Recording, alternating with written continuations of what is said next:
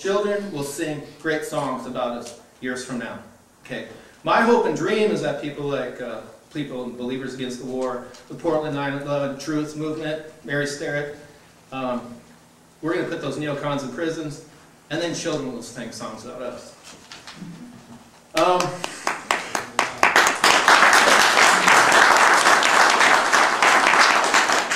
So the neocon think tank is called the Project for a New American Century.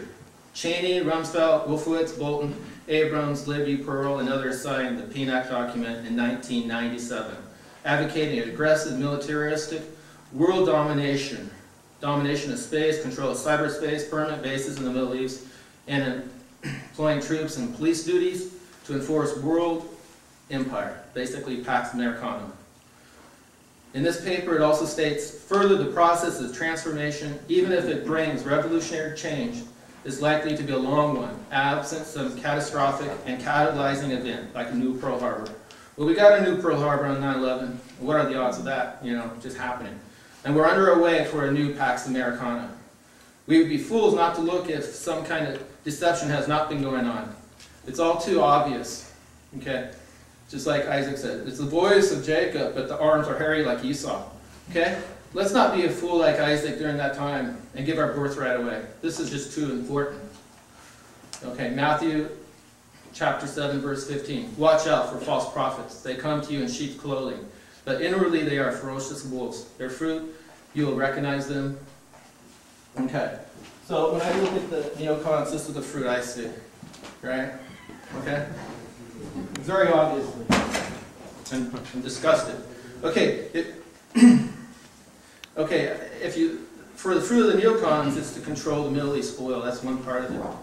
Keep the prices of the oil high. That's why our price of oil, a pump is what, $3 or something now? It was a lot cheaper before. And they want to keep the poppy fields in Afghanistan flourishing. The CIA they have their black ops. Before the Taliban, the poppies weren't being grown as much. And they want perpetual war for the military-industrial complex. They make a lot of money on that way. And they want to break up the Middle East countries in order so that it's not a threat to Israel. Okay. So if we look at Israel, their goal. Okay, in July 7, 1996, the Institute for Advanced Strategic and Political Studies, an Israeli think tank, published a paper entitled A Clean Break. The lead writer is neocon Richard Pearl. Several of his other authors now hold key positions in Washington. The paper advises the new right-wing Israeli leader Benjamin Netanyahu to make a complete break with the past by adopting a strategy based on an entirely new intellectual foundation, one that restores strategic initiative and provides the nation the room to engage every possible energy on rebuilding Zionism. The first step would be the removal of Saddam Hussein in Iraq. A war with Iraq would destabilize the entire Middle East, allowing governments in Syria, Iran, Lebanon, and other countries to be replaced. Israel will not only contain its foes, it will transcend them, the paper concludes. Pearl will be instrumental in moving Bush's U.S. policy towards war with Iraq. So that was written in 1996. Okay. So if you look at, they want world domination by war. In the summer of 2001, Defense Secretary Rumsfeld's office sponsored a study of ancient empires, Macedonia, Rome, and Mongolia, to figure out how they maintain dominance. That's kind of scary.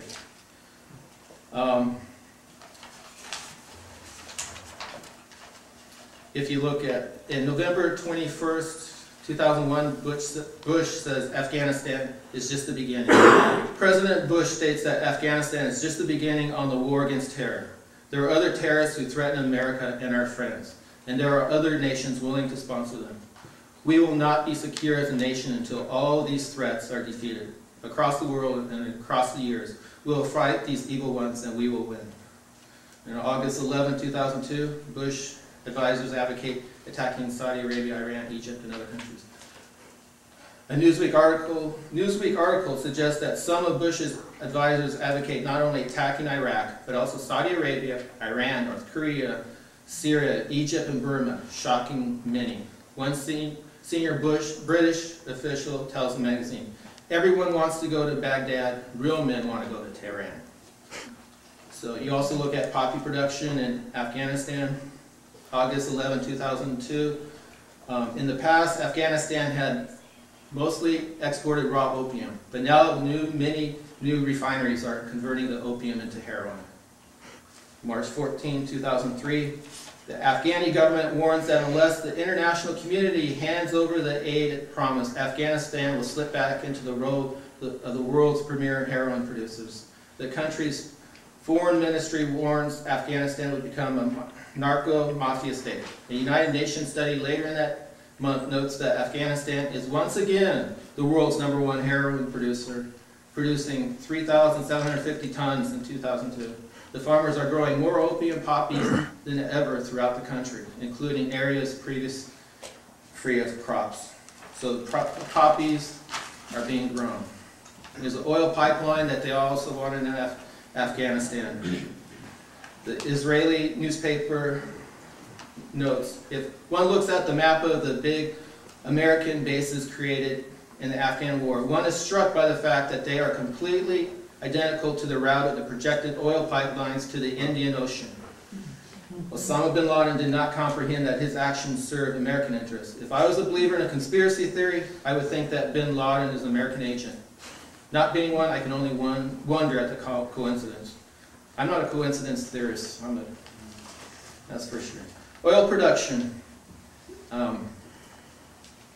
January 26, 1998, the project of the New American Century, an influential neocon think tank, published a letter to President Clinton urging war against Iraq and removal of Saddam Hussein because he's a hazard to the significant portion of the world's supply of oil.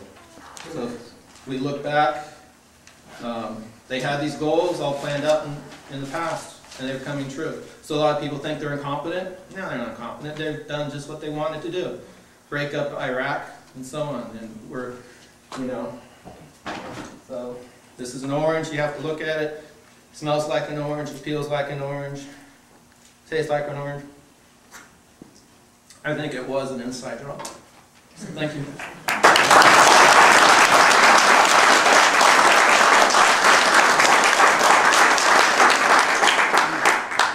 Thank you, Tim. Yep. I think it was an inside job too. Yeah. Our next speaker tonight will be Bob Ekstrom.